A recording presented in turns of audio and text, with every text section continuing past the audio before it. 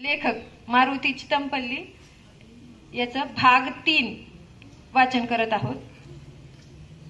नांदेड येथील पाठशाळेच्या पुण्याईनं पुढे पनवेल येथे पंडित गजानन शास्त्री जोशी, परशुराम शास्त्री भातखंडे, वैद्य धामनकर शास्त्री यांच्यासारखे गुरुजन भेटले। वेदानंतरची महत्वाची रामायण व महाभारत ही महाकाव्य, कालिदास व इतरांची काव्य नाटक, 18 पुराण, व्याकरण, आयुर्वेद व धर्मशास्त्रावरील महत्वाचे ग्रंथ वाचले।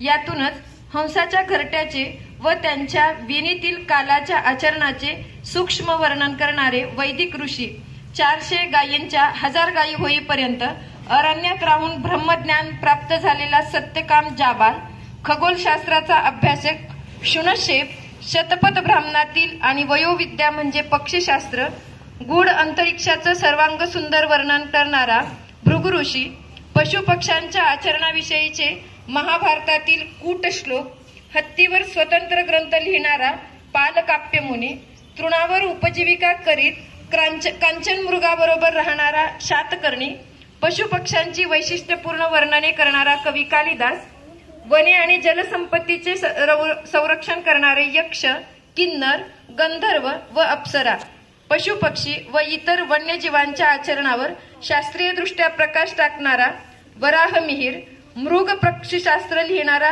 हंसदेव जैन मुनी, सैनिक शास्त्राची रचना करणारा राजा रुद्रदेव, आयुर्वेद ग्रंथावर भाष्य करताना पशुपक्ष्यांची आशयघन वैशिष्ट्ये सांगणारा डलनाचार्य यांचा परिचय झाला। आणि हे सारे माझ्या अहर्निश चिंतनाचे विषय।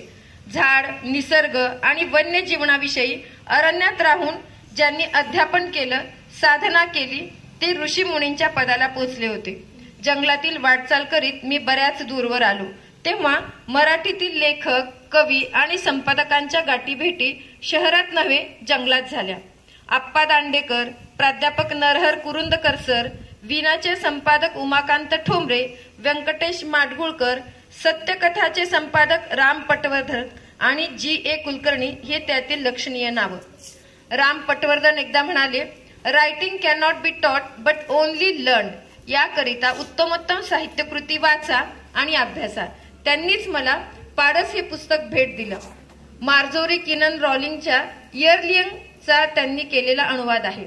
निसर्ग आणि माणूस यांचे परस्पर संबंध दाखवणारा ग्रंथ माझ्या चिरस्मरणात राहिला। असाच एक सुंदर मराठी अनुवाद माझ्या हाती आला, त्याचं नाव रान। G.A. कुलकर्णी या थोर कथाकारानं कॉन्रॅड रिक्टर यांच्या द ट्रीज या ग्रंथाचा केलेला अनुवाद। दोघंही माझ्या आयुष्यात लेखन प्रपंचातील दीपस्तंभ म्हणून वाट दाखवत राहिले। निसर्ग या नावाखाली येणाऱ्या उत्तमोत्तम ग्रंथाचं वाचन केलं। मला जर कोणी विचारलं की तुमचा अत्यंत आवडता लेखक कोण, तर मी म्हणेन मॉरिस मेटरलिंग। लाईफ ऑफ द बी हे त्यांचं पुस्तक मला खूप आवडलं। त्या पुस्तकात आनंद दिला। नवेगाव बांध येथे असताना 12 वर्षे मी पवनीच्या माधवराव पाटलांबरोबर फिरलो। रात्री झाडावरच्या मचाणीवर मुक्काम केला। पाटील मूळचे शिकारी, जंगल ते एखाद्या पुस्तकाप्रमाणे वाचत। अरण्य वाचन ही विद्या त्यांच्याकडून शिकलो। जंगलातून एकदा घनवर रानबदकांची जोडी उडताना दिसली। पाटील लगेच म्हणाले, ते उडत आले तिथं त्यांचं घरटं आहे।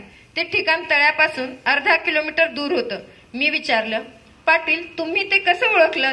ते म्हणाले, सोपं आहे, हा पावसाळा आहे, घनवर पक्षी जंगलात आढळून येत नाहीत, ते नेहमी राहतात तळ्यात। मात्र घरटं जंगलात एखाद्या गवताळ भागात बांधतात। घरट्यातून ते जोडीनं तळ्याकडे उडत आले। घरटं कसं शोधून काढतात म्हणून त्यांच्याबरोबर जंगलात गेलो।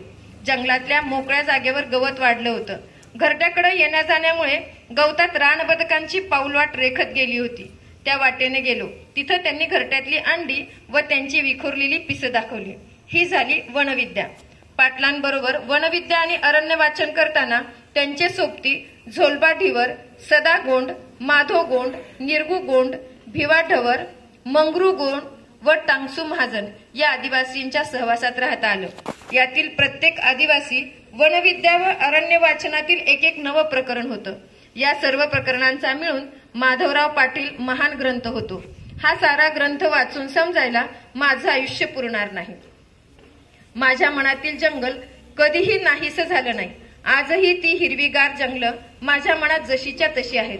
माझ्या मनात रामायणातील एक प्रसंग आहे. सीतेला डोहाळे लागतात ते वनात फिरण्याचे. इतकी सुंदर कल्पना जगातील कुठल्याही काव्यात नसावी. रॉबर्ट फ्रॉस्ट या अमेरिकन कवीनं म्हटल्याप्रमाणे, the woods are lovely look and deep, but I have promise to keep, and miles to go before I sleep, and miles to go before I sleep. जंगलातील माझी वाटचाल अजूनही चालू आहे. धन्यवाद.